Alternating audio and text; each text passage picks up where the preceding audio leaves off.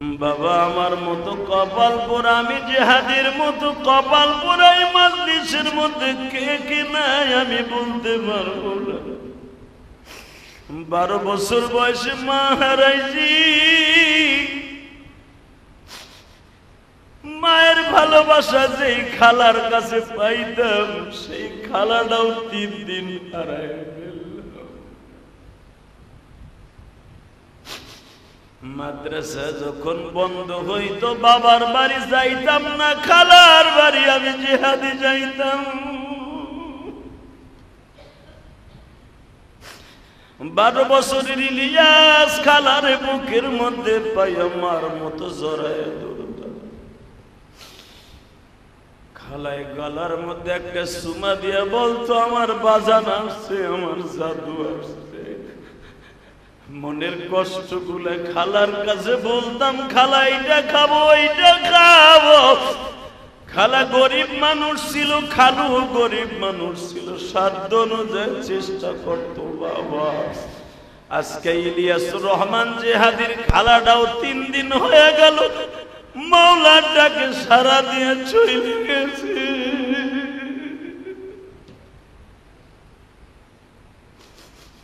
12 বছর বয়সে মা হারায়া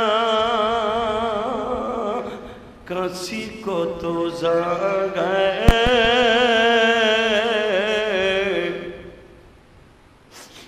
মায়ের ছাড়া এই জমিনে আপন কে আছে। মায়ের ঘেরান খালার গায়ে মৌলায়ে করিম কো,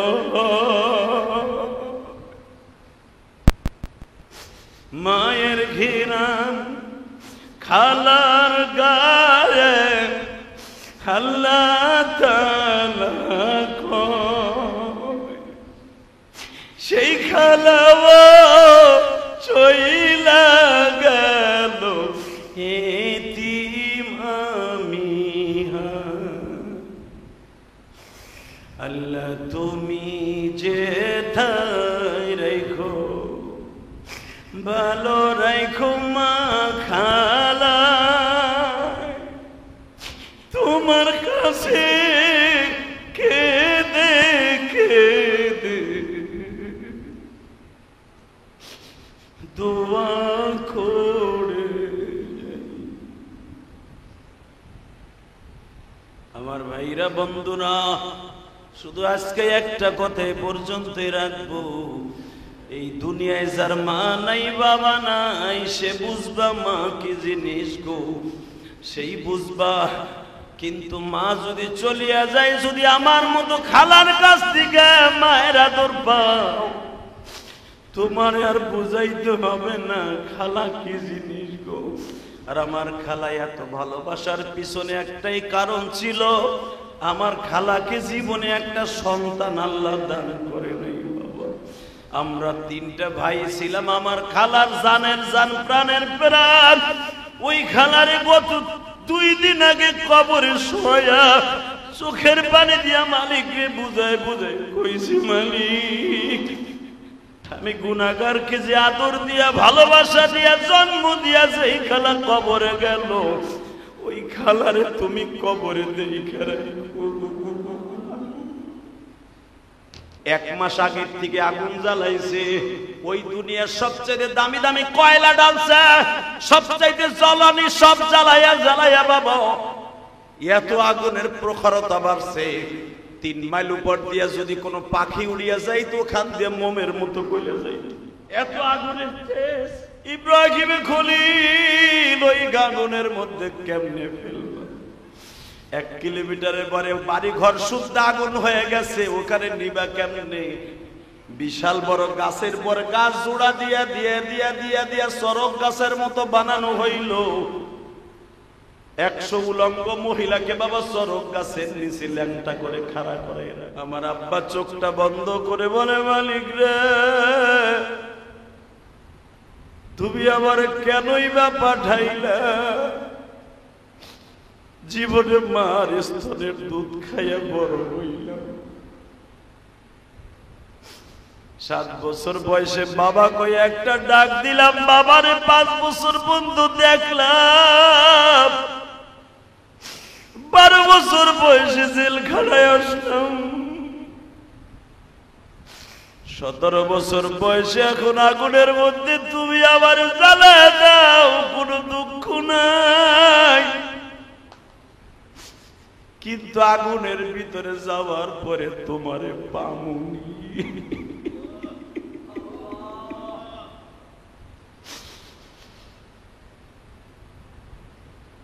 জেলখানার মধ্যে যায় নামাজ বিছায়া বলে, ইন্নী ওয়াজ্জাহতু ওয়াজহিয়া লিল্লাযী ফাতারাস সামাওয়াতি ওয়াল আরদা হানিফা ওয়া মা আনা মিনাল মুশরিকিন ওয়া মা আনা মিনাল মুশরিকিন ওয়া মা আনা মিনাল মুশরিকিন।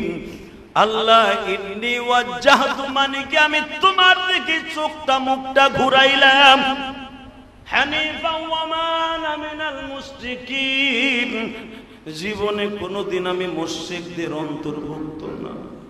আল্লাহ আমার সাথে ওয়াদা দাও, তুমি আমার জেলখানায় যদি জান্নাতের খাবার খাওয়াইতে পারো, আগুনের মধ্যে কি থাকবা না আগুনের পর্যন্ত তুমি ভাইগা যাইবা?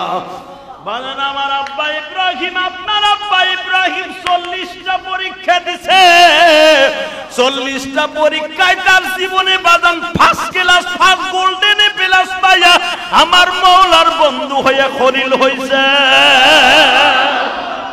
খলিল শব্দের অর্থ বন্ধু, মনে রাখবা খলিল এমনি এমনি হয় নাই বাবা। 12 বছর বয়সে জেলখানায় প্রথম পরীক্ষা পাস। মারহাবা বলেন আরো জোরে। কেমনে পাস? নমরুদ 1 বছর আগে থেকে খাবার পরিবার সব বন্ধ করছে। জিব্রাইল মানুষের ভেষ ধরে এসে কয়, আপনার খাবার দাবার নমরুদ বন্ধ করে দিছে, আপনি কই খাবেন খাওয়ান? ইব্রাহিম আলাইহিস সালাম বলে, যে আমারে বানাইছে উনি খাওয়ান দিব। জিব্রাইল কয়, আপনি পাস করছেন। আগুনের মধ্যে ফেলবে, এবার চোখের পানি ফেলায় কাঁদবা। বাজার দুনিয়ায় মনে রাখবা, সন্তান বিপদে পড়লে মা দৌড়াইয়া যায়, মা যদি কারো না থাকে বাপ দৌড়াইয়া যায়। আপনার আমার আব্বা জানের মা বাপ থাকার পরও বাবা কেউ দৌড়াইয়া যায়। বরঞ্চ সবাই সিদ্ধান্ত নিছে সরক গাছের রশি প্রথম ইব্রাহিমের মা ধরবে, তারপরে তার বাপ ধরবে। ইব্রাহিম আলাইহিস সালাম যখন সরকের উপরে বসছে, বাবা চেয়ারের উপরে নিচের দিকে তাকায় দেখে মা রশিটা ধরে দাঁড়ায়,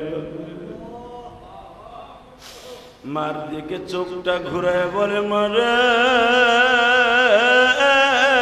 মা,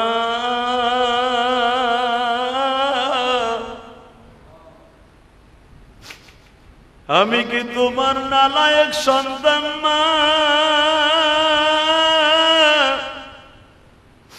আমি আগুনে পুড়িয়া যাই, তুমি কি চাও গো মা?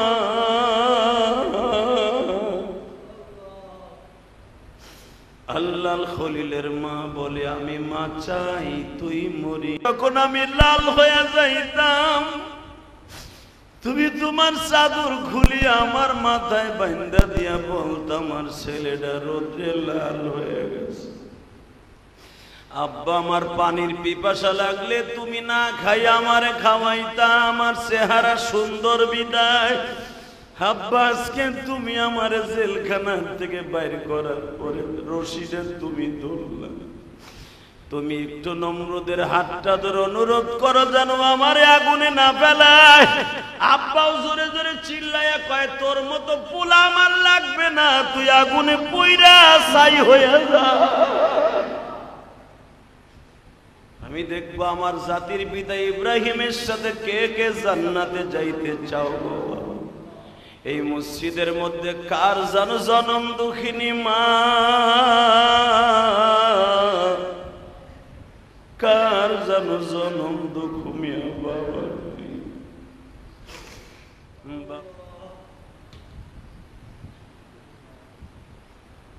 ইব্রাহিম আলাইহিস সালাম বললেন, মালিক, আমার আব্বাও আমার বন্ধু না, আমার মাও বন্ধু না, তুমি কি আমার বন্ধু না?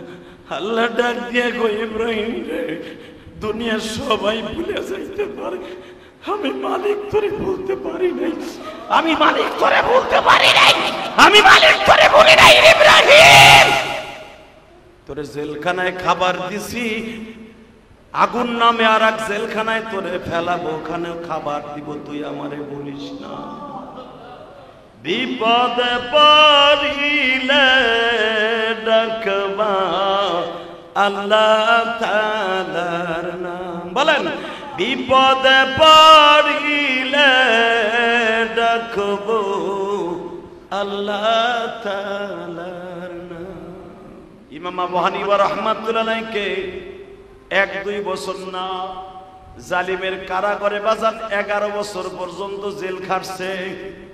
11 বছর জেল কাটার পরে 12 বছরের মাথায়, অর্থাৎ 1 যুগ যখন হয়ে গেছে, তখন দেখছে আবু হানিফারে আর রাখলে অনেক ক্ষতি হয়ে যাবে সরকারের। এই জন্য বাবা ইমাম আবু হানিফাকে দুধের মধ্যে বিষ মিশাইছে। দুধের রং আর বিষের রং দেখবেন একই কোয়ালিটি। দুধের মধ্যে যখন ওই সাদা বিষওয়ালা এন্ডি ঢুকায় দিছে, আবু হানিফা রাহমাতুল্লাহ আলাইহি বিষ পান করাবার আগে 2 দিন পর্যন্ত কোনো খাবার দেয় নাই। পানির যন্ত্রণায় যখন ছটফট করতেছে, বিষ মিশানো 1 পেয়ালা দুধ ইমাম আবু হানিফার সামনে দিছে।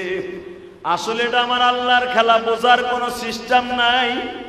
দুধগুলা খাইতে দেরি আছে বাবা, মাত্র 5 মিনিটের ভিতরে ঠোঁটটা বাবা কোলবালিশের মতো উঁচা হয়ে গেছে। যেই জায়গা দিয়া বিষের ক্রিয়া ঢুকছে, দুধ ঢুকছে, নারী বুড়ি গুলা বাবা অ্যাসিডের মতো জ্বলে গেছে। এই ঠোঁটে একটু বিষের ক্রিয়া লাগছিল, ঠোঁটটা জ্বলে একবারে কোলবালিশের মতো উঁচা হয়ে গেছে। ঠোঁটের গোস্ত গুলা জড়িয়া জড়িয়া পড়তেছে। পায়খানার রাস্তা দিয়ে নারী বুড়ি গুলা পয়সা পয়সা বাইরে হইতেছে। বিষ খাওয়ার পরে একদিন ইমাম আবু হানিফা বেঁচে ছিলেন। একদিনের মধ্যে দেখে আমার বিশ্বনবী জেলখানার মধ্যে হাজির হয়ে গেছে।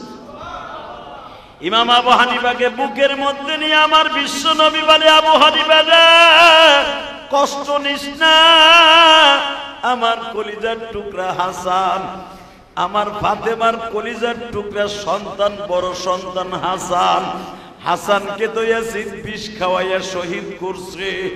আহারে চিন্তা করিস না রে নওমান, বিষ খাইলেই সে জাহান্নামে যায় না। তুই মনে মনে ভাবতাছ আমার বিষ খাওয়াইছে, আমি কি শহীদ হইলাম? নওমান রে, আমি নবী জেলখানায় কেন আসছি জানোস নি? আমি আসছি আমার আবু হানিফাকে ডিক্লার দিতে আসছি, তুই হইলি এই জামানার বড় শহীদ।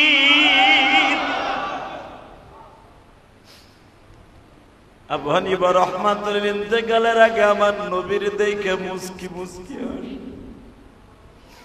নবী আমার হাসানকে সাথে করে নিয়ে আসছে। হাসান রে, আবু হানিফারে বুঝতে ঘরে বিষ খাওয়ার কারণে মনের মধ্যে বড় কষ্ট।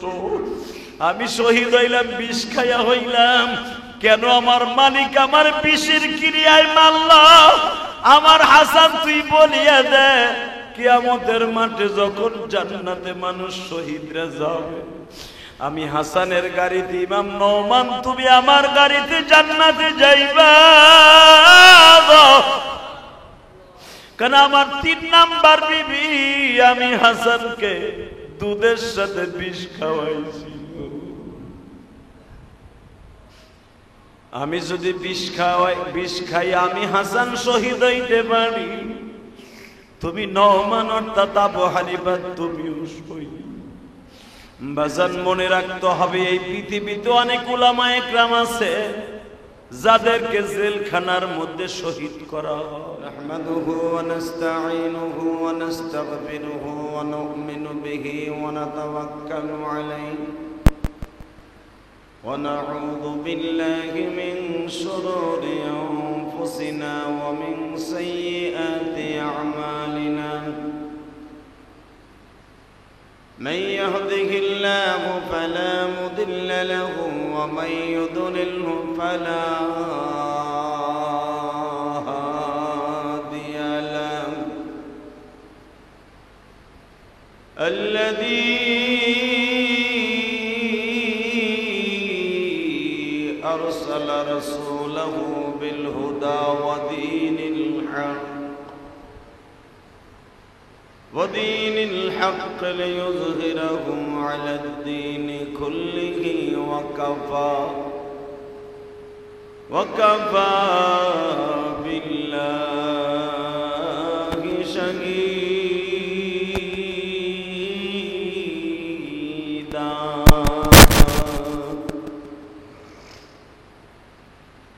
أما بعد فقد قال الله تبارك وتعالى: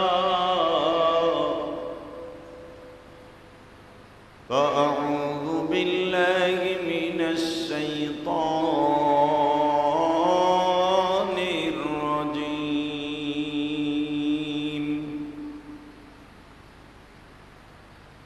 بسم الله الرحمن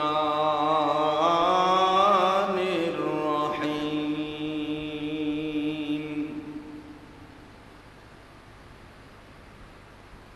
ملة أبيكم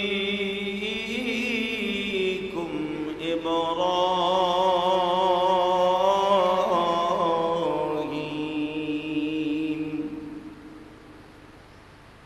هو سماكم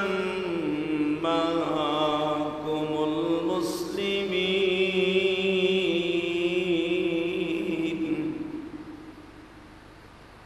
من قبل وفي هذا ليكون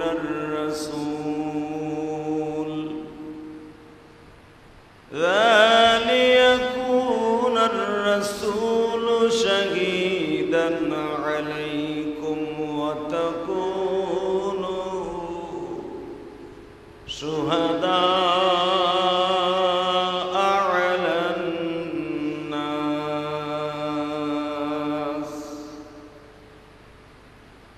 إن الله وملائكته يصلون على النبي يا أيها الذين آمنوا صلوا عليه وسلموا تسليما. لا إله إلا الله لا إله إلا الله لا إله لا إله إلا الله لا إله إلا الله لا إله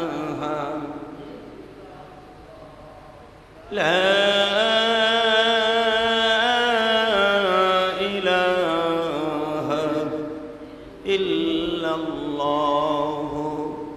محمد رسول الله صلى الله عليه وسلم. الله الله الله الله الله الله الله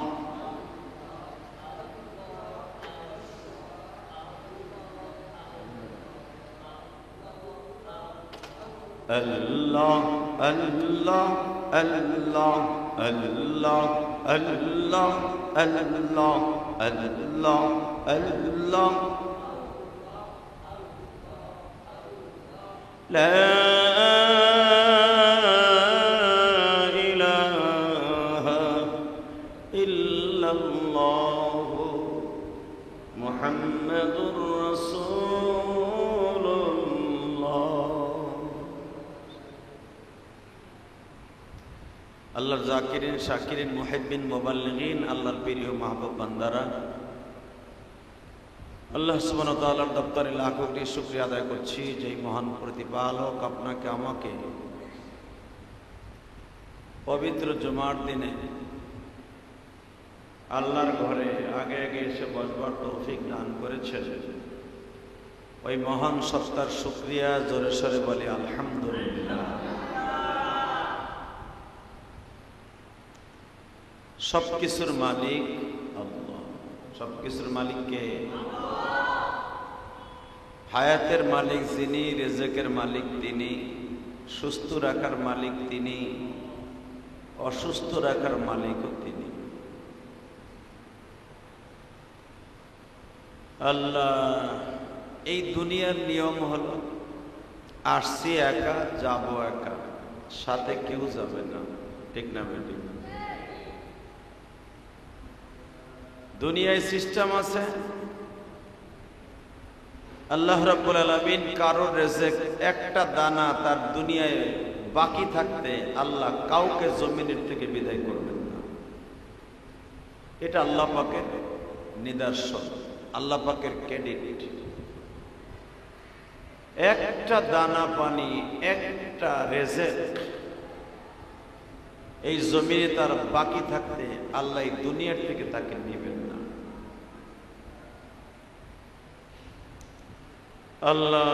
আল্লাহ সুবহানাহু ওয়া তাআলা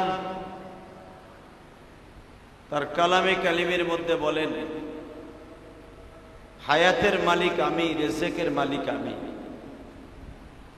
সুস্থ রাখার মালিক আমি, অসুস্থ রাখার মালিকও আমি। বান্দা মনে রাখবা, কুল্লু নাফসিন যায়কাতুল মাউত, মৃত্যুর শরবত একদিন না একদিন পান করতেই হবে। আমি রব তোমাকে বানিয়েছি, আমার কাছে একদিন আসতেই হবে। কতটা বাস্তব না বাস্তব? দুনিয়ার মায়া ছিন্ন করে একদিন চলে যেতে হবে পরপারে, এটাই বাস্তব। পৃথিবীর এমন কেউই নাই আপনাকে ধরে রাখতে পারবে, কথা ঠিক না? দুনিয়ায় যে থাকার কথা ছিল বিশ্বনবী মুহাম্মদুর রাসূলুল্লাহ সাল্লাল্লাহু আলাইহি ওয়াসাল্লাম, তিনিও থাকতে পারেন নাই। আমাদের জাতির পিতা ইব্রাহিম আলাইহিস সালাতু ওয়াস সালাম, তিনিও থাকতে পারেন নাই। আমাদের আদি পিতা আদম আলাইহিস সালাতু ওয়াস সালাম, যিনি হলেন সমস্ত মানব জাতির পিতা, ওনাকেও 1000 বছর হায়াতের পরে ওনাকেও চলে যেতে হয়েছে, ঠিক না? ইব্রাহিম আলাইহিস সালাতু ওয়াস সালামের জামানা থেকে মানুষের চুল দাড়ি পাকা শুরু হয়েছে। এর আগে মানুষ 2000 বছর বাঁচলেও, 1000 বছর বাঁচলেও চুল দাড়ি পাকতো না, পাকার আগে মারা যেত। পাকার নিয়মটা, পাক ধরার নিয়মটা চালু হয়েছে জাতির পিতা ইব্রাহিম আলাইহিস সালাতু ওয়াস সালামের জামানা থেকে। ইব্রাহিম আলাইহিস সালামের বয়স যখন 110 বছর, তখন উনি তাকায় দেখে ওনার পুরা বডির মধ্যে মাত্র 2টা চুল পাকছে। সুবহানাল্লাহ। কেউ বলেন 2টা দাড়ির মধ্যে পাকছে, কেউ বলেন মাথার চুলের মধ্যে 2টা পাকছে। এই 2টা দাড়ি অথবা চুল পাকা নিয়ে আমাদের আব্বা ইব্রাহিম আলাইহিস সালাম কবরে গেছেন। সুবহানাল্লাহ। এর আগের থেকে আর কোনো মানুষের চুল দাড়ি পাকতেন না। ইয়াকুব আলাইহিস সালাতু ওয়াস সালাম হলেন ইব্রাহিম আলাইহিস সালামের নাতি, পুতি, পোতা। অর্থাৎ ইব্রাহিম আলাইহিস সালামের 2 জন ছেলে। কয়জন? জোরে বল। ছেলে কয়টা? ইব্রাহিম আলাইহিস সালামের কোনো মেয়ে ছিলেন না, শুধু 2টা ছেলেই ছিলেন। বড় ছেলের নাম ইসমাইল আলাইহিস সালাতু ওয়াস সালাম, যে জন্মগ্রহণ করেছিলেন যখন ইব্রাহিম আলাইহিস সালামের বয়স 86 বছর বা 85 বছর। 85 বছর অথবা 86 বছর বয়সে বড় সন্তান ইসমাঈল আলাইহিস সালাতু ওয়াস সালাম জন্ম নেয়। কত বছর বয়সে? হ্যাঁ, আমাদের দেশে 86 বয়সের মানুষ বিয়ে তো দূরের কথা, পোলা পানাও তো দূরের কথা, হ্যারে 3 জনের ধরে বাথরুমে নেওয়ার লাগে, ঠিক না বেটি? আর আমাদের আব্বাজান ইব্রাহিম আলাইহিস সালাতু ওয়াস সালাম 86 বছর বয়সে বড় সন্তান জন্ম দিলেন, নাম তার ইসমাঈল। সুবহানাল্লাহ, জোরে বললেন না? আরো জোরে। 86 বছর বয়সে দেখলেন একটা দাড়ি পাকছে। 110 বছর বয়সে দেখলেন একটা চুল পাকছে। দ্বিতীয় সন্তান যখন জন্ম নেয়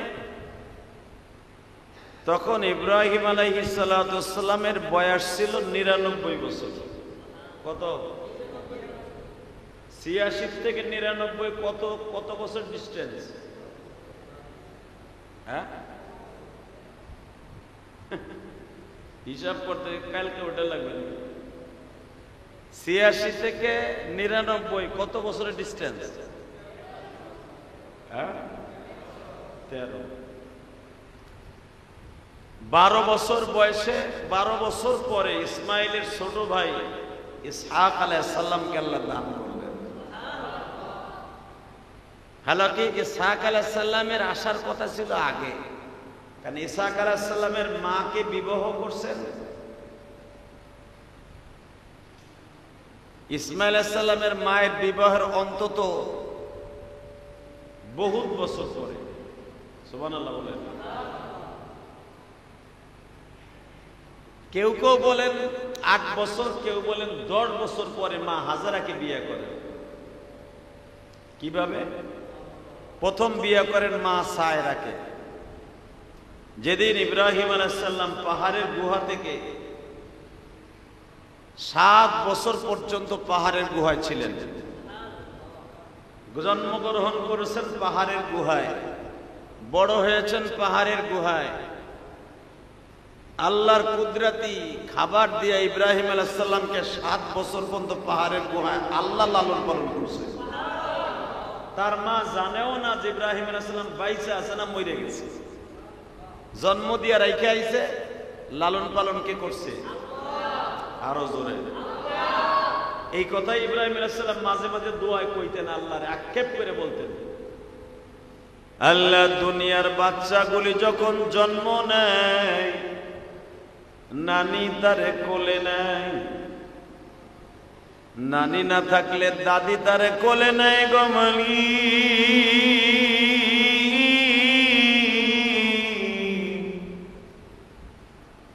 আমি ইব্রাহিম এমন একজন কপাল পোড়া মানুষ,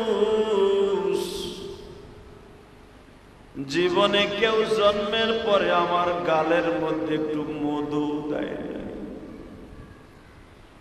এমনকি মায়ের স্তনের তৃপ্তি সহকারে দুগ্ধ পান করি নাই। 7 বছর পর্যন্ত আমি পাহাড়ের গুহায় ছিলাম। আল্লাহ, 7 বয়সের সময় তুমি মা বাবার ঘরে দিলা।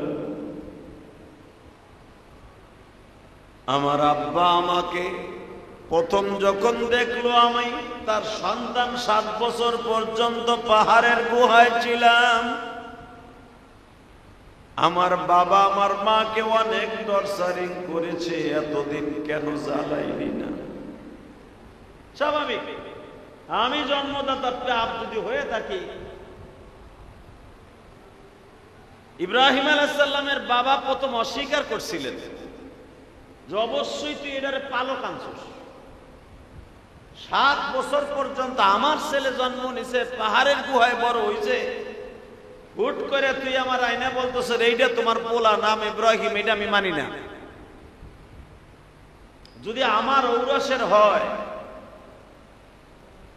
100% ভাবে তুই একদিন না একদিন আমার 7 বছরের ভিতরে জানাই দিই। 7 বছর পরে একদিন পাহাড়ের গুহার থেকে একটা জুংলি মানুষের মতো ধরে এনে কইলি এটা তোমার ঔরার জাত, তোমার জন্মের পোলা। ইব্রাহিম আলাইহিস সালামের মা, ইব্রাহিম আলাইহিস সালামের বাবা আজরকে বলতেছিলেন, দেখো রে, দুনিয়ার সবকিছু অস্বীকার করা যায়, কিন্তু মনে রাখবা চেহারাকে অস্বীকার করা যায় না। তুমি তাকায় দেখো, তোমার ইব্রাহিমের চেহারা আর তোমার চেহারা একই রকম। ইব্রাহিম আলাইহিস সালামের আব্বা যেভাবেই হোক, চাইতা হোক আর দইরা হোক আর জোর করে হোক, মানায় নিলেন এটা তোমার পোলা। সুবহানাল্লাহ কইলেন না? ইব্রাহিম আলাইহিস সালামের আব্বা বলে, 7 বছর পরে আমার চেহারার সাথে মিল আছে বিদায় কয়ে দিলি, এটা আমার পোলা, মাইনা নিলাম।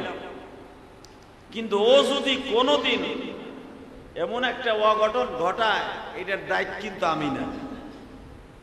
কারণ ইব্রাহিম আলাইহিস সালামের চাউনির দ্বারাই বোঝা যাইতেছে যে ইব্রাহিম আলাইহিস সালাম একজন প্রতিবাদী মানুষ। সুবহানাল্লাহ কইলেন না?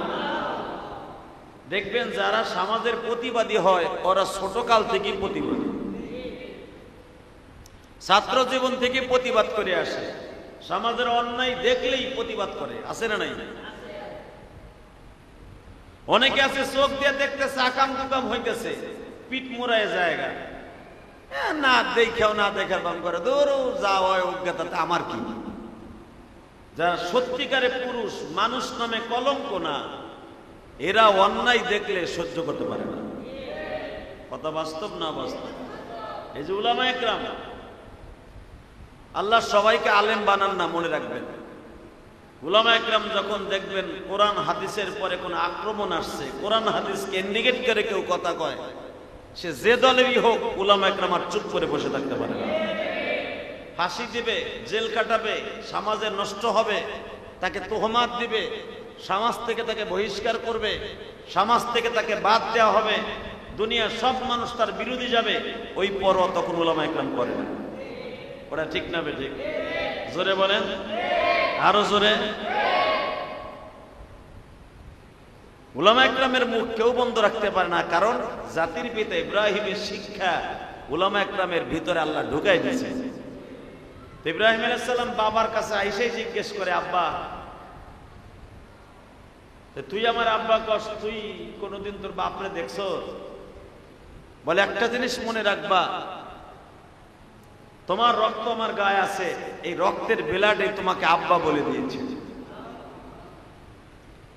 ইব্রাহিম আলাইহিস সালামের আব্বা অর্থাৎ নমরুদের দেহরক্ষী, যে বডিগার্ড, তার তো আর জ্ঞান বুদ্ধি কম না, তা না হলে তো আর নমরুদে তার বডিগার্ড বানাইতো না, পিএস বানাইতো না। ইব্রাহিমের চেহারার দিকে তাকায় বলে, তোরে দেখতে তো খুব মায়া লাগে রে বাপ। আর ইব্রাহিম আলাইহিস সালামের চেহারা হুবাহু আমার নবীর মতো ছিল। আরো জোরে বলেন। এমন একটা মায়া ছিল চেহারার মধ্যে, এমন একটা মায়া আল্লাহ জাতির পিতা ইব্রাহিমের চেহারার মধ্যে ঢুকায় দিছে, তার দেখলেই মানুষ পাগল হয়ে যায়। যেরকম ভাবে আমি দেখাই দেই, ইব্রাহিম আলাইহিস সালামের চেহারার মতো চেহারা ছিল ইউসুফ আলাইহিস সালামের। ইউসুফ আলাইহিস সালাম সারা পৃথিবীর ভিতরে 1 নাম্বার চেহারার অধিকারী ছিলেন আমার নবী ছাড়া। ইউসুফ আলাইহিস সালাম ছিল ইব্রাহিম আলাইহিস সালামের পুতি, অর্থাৎ ইব্রাহিম আলাইহিস সালামের ছোট ছেলের নাম ইসহাক আলাইহিস সালাম। ইসহাক আলাইহিস সালামের বড় ছেলের নাম ছিল ইয়াকুব আলাইহিস সালাম। ইয়াকুব আলাইহিস সালামের 11 নাম্বার ছেলে, অর্থাৎ 10 নাম্বার ছেলে ছিলেন ইউসুফ আলাইহিস সালাম। আরো জোরে কোন। তাহলে বুঝেন, ইব্রাহিম আলাইহিস সালামের চেহারা যদি এমন হয়, ইউসুফ আলাইহিস সালামের চেহারা কেমন ছিল? ভাইরা আমার, বন্ধুরা আমার, ইব্রাহিম আলাইহিস সালাম বললেন, আব্বা তোমার নাম কি? কে তোর মা তোরে কয় নাই আমার নাম কি? মার কাছে জিজ্ঞেস করি নাই, মা বলেও নাই, বলে আমার নাম আজর। কিন্তু ইব্রাহিম আলাইহিস সালামের আব্বার নাম ছিল তারেক। নাম কি? জোরে কর। ইব্রাহিম আলাইহিস সালাম তার বাপের প্রথমই জায়গায় সূরা আম্বিয়ার ভিতরে আসছে, আব্বা তোমার নাম কি? আমার নাম আজর। ইব্রাহিম আলাইহিস সালাম বললেন তোমার নাম আজর হইতে পারে না, কারণ আজর হলো এই দেশের বড় একটা শয়তানের নাম। নাউজুবিল্লাহ বলেন না, আল্লাহু আকবার জোরে বলেন। যখন বলছে বড় শয়তানের নাম, আর আজর ছিল ওই জামানার সবচেয়ে বড় খোদার নাম। ইব্রাহিম আলাইহিস সালাম বললেন এটা শয়তানের নাম। ইব্রাহিম আলাইহিস সালামের বাপ তার মায়ের ডাক দিয়ে আমি না কইছিলাম তোর এই পোলা বদমাইশি, দেখছো হ্যার বাপের নাম বলে বড় শয়তানের নাম। ইব্রাহিম আলাইহিস সালামের মা কয় তাহলে আসল কথা কও, তোমার নাম তো আর আজর না, তোমার নাম হলো তারেক। সুবহানাল্লাহ বলেন না। ইব্রাহিম আলাইহিস সালাম বলেন এইবার ঠিক আছে, তোমার নাম তারেক। তাহলে আজর তোমার নাম রাখছে কেন? আজর নামে মূর্তিটা তোমার ঘাড়ের উপরে থাকে, তোমার বড় শয়তান খোদা নমরুদ দেয় ওইটারে সেবা দেয়, এর লেগে তোমার নাম আজর হইছে। পাহাড়ের দিকে আইয়াই প্রতিবাদ শুরু করলেন, জোরে কেন আল্লাহু আকবার। 7 বছর বয়সের থেকে আমার আব্বা, আপনার আব্বা ইব্রাহিম আলাইহিস সালামের প্রথম প্রতিবাদ তার বাবার সাথে, প্রথম যুদ্ধ তার বাবার সাথে। তোমার নাম আজর হতে পারে না, তোমার নাম তারেক। আর যেই মূর্তি তোমার ঘাড়ও থাকে ওইটা কিছু করতে পারে না, ডাইরেক্ট কোরআন শরীফের আয়াত, আসনামাকুম আলিহাতানা, যারা তোমরা পূজা করো এটা তো কিচ্ছু করতে পারে না। তুমি যেটারে মাথায় করে নিয়ে ঘাড়ে করে নিয়ে তোমার খোদা নমরুদদের সামনে ধরো, সে সকালবেলা ওইটা নমায়ন ভগায়ন ঈশ্বর হরিপদ মহামানায়ন পাদং পাদং ফং ফং কইতে থাকে বদমাইশে। এটা কোনোদিন খোদা হইতে পারে না। আর তোমার খোদায় যেটাকে বিশ্বাস করে সেবা দেয় ও কোনোদিন আসল খোদা হতে পারে না। ইব্রাহিম আলাইহিস সালামের আব্বা তারেক ওরফে আজর, ওয়াইদ ক্বালা লিআবিহি আজর, কোরআনে আল্লাহ বলেন ওই মূর্তির নামের পরে যদি আজর হয়ে যায় আমি আল্লাহ তাকে আজর বলে ডাক দিলাম। তো যাই হোক, ইব্রাহিম আলাইহিস সালাতু ওয়াস সালাম গর্তের থেকে পাহাড়ের গুহা থেকে এসে প্রতিবাদ শুরু করলেন। প্রতিবাদ করতে করতে ইব্রাহিম আলাইহিস সালামের বয়স 12 বছর হয়ে গেল। সুবহানাল্লাহ। কত জোরে কর। 7 থেকে 12 কয় বছর হয়? এই 5 বছর কালি আস্তে আস্তে প্রতিবাদ করছে। যখনই পুতুলের সামনে সেজদা দিত সাথে সাথে ইব্রাহিম আলাইহিস সালাম ঘাট ধরে টাইনে লইতো, কলার ধরে এই কারে সেজদা দেস, এই আমার খোদারে সেজদা দে, চুপ বেটা, লান নাদউ মিন দুনিহি ইলাহান লাকাদ কুননা ইদান শাতাতা, এর সেজদা দেশে তোর করতে পারে কি? এটা সেজদা দিস না, লান নাদউ এর ইবাদত করিস না। বাজান এই খবরটা আস্তে আস্তে করে ছোট্ট বয়স বিদায় কেউ কানে নিত না। ইব্রাহিমকে সবাই বুঝাবার চেষ্টা করত। ইব্রাহিম রে এই কথা বলে না, তোমার চেহারা অনেক সুন্দর, তোমার গায়ে অনেক শক্তি, 20 জন যুবককে তুমি একাই হারায় দিতে পারো। ইব্রাহিম আলাইহিস সালাম 12 বছর বয়সে মনে হইতো 22 বছরের পোলা। 10টা 20টা পোলা ঘাড়ের নিচে নিয়ে চাপ দিলে আড্ডি গুড্ডি বাহা হয়ে যাইতো, এত শক্তি ছিল ইব্রাহিম আলাইহিস সালামের গায়ে। আল্লাহর খলিল ইব্রাহিম এই 5 বছর পর্যন্ত প্রতিবাদ আরম্ভ করে দিলেন। এমনি এমনি আল্লাহ তাকে বলে নাই মিল্লাতা আবিকুম ইব্রাহিম হুয়া সাম্মাকুমুল মুসলিমিন, সমস্ত মিল্লাতে মুসলমানের আব্বা ইব্রাহিম। এ জোরে কান, এমনি এমনি কইছে মিয়া। আওয়ামী লীগ আলারা শেখ মুজিবুর রহমান রে বঙ্গবন্ধুরে তারা কয় জাতির পিতা, বলে না? টাটকা শয়তানি কথা মিয়া, টাটকা ভুয়া কথা। তারা বানাইছে আবেগে। এইটা বললেই তো শেখ হাসিনা পাম দিয়ে তার একটা পদ দিত, ঠিক না বেটে? জাতির জনক বলতো। হালাকে জাতির জনক বাংলাদেশের উল্টাটা না, সারা পৃথিবীর জন্য জাতির জনক একজনই, সে হলো ইব্রাহিম। আরো জোরে বলেন। আর জাতির জননী মা হাজেরা আর সায়রা। তো ইব্রাহিম আলাইহিস সালাতু ওয়াস সালাম 5 বছর পর্যন্ত, 7 থেকে 5 কত হইল? 12 বছর বয়সে এখন সে সারা পৃথিবীতে চমকায় যাবে আজকে, সারা পৃথিবীর হিরো হয়ে যাবে আজকে 12 বছর বয়সে। আর 12 বছর বয়সে আমার আব্বা, আপনার আব্বা বালেগ হয়ে যাবে, বালেগ। তারপরে শরিয়াত অর্পিত হবে, যেরকম মারহাবা। এই জন্য মহিলারা 12 বছরের পরে তাদের পরে শরিয়াত ফরজ হয়। পুরুষের 15 বছর বয়সে, 12 থেকে 15-এর ভিতরে শরিয়াত ফরজ হয়।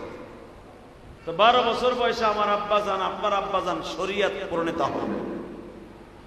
তো 12 বছর যখন বয়স, 22 বছরে পোলার মতো লম্বা সেই বডি, 20টা পোলারে ধরে ব্যাঙের মতো আছাড় দিতে পারত। সুবহানাল্লাহ।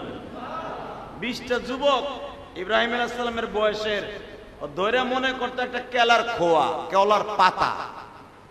এই ডরে ইব্রাহিম আলাইহিস সালামের সামনে কেউ আসতো না। যদি কারো কলার ধরে কইতো, ওই বেটা তুই কি এর খোদার ইবাদত করস, কেউ ডরে যদি প্রতিবাদ করে তাহলে আর একটা দিলে তো জায়গায় শেষ। দেখবেন সমাজের কিছু পোলাবান আছে, হিরোইন খায়, আছে না নাই? আরে বড় হাদিস আমরাও তারে ডরায়, আছে না? সমাজের শিল্পপতিও হিরোইন সিরে ডরায়। কারণ পরে যদি না ডরাই, ফজরের নামাজে রক্ত যান, মসজিদে যাবো, চাকু দিয়ে একটা পার মারতে পারে। কথা কন না কেন? বাজারে গেলে, গোলাম বাজার গেলে, এখানে চাকু দিয়ে একটা পোস্ট দিল পিছনের থেকে, হইতে পারে না? এই জন্য ডরায়। কিন্তু ইব্রাহিম আলাইহিস সালামকে ডরাইতো কি জন্য? কে ডরাইতো?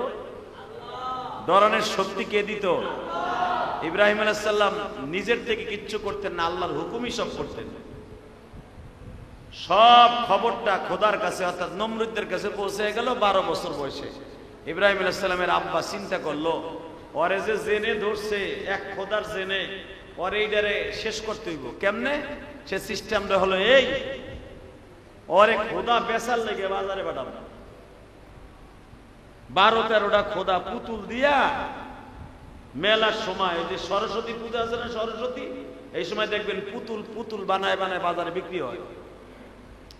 এই সরস্বতী পূজার সময় ইব্রাহিম আলাইহিস সালামের একটা জাকার মধ্যে 12-14টা পুতুল দিয়া ইব্রাহিম আলাইহিস সালাম মাথায় উঠাই দিয়ে বলে, এগুলা খোদাগুলারে বাজারে বিক্রি করে তুই যা।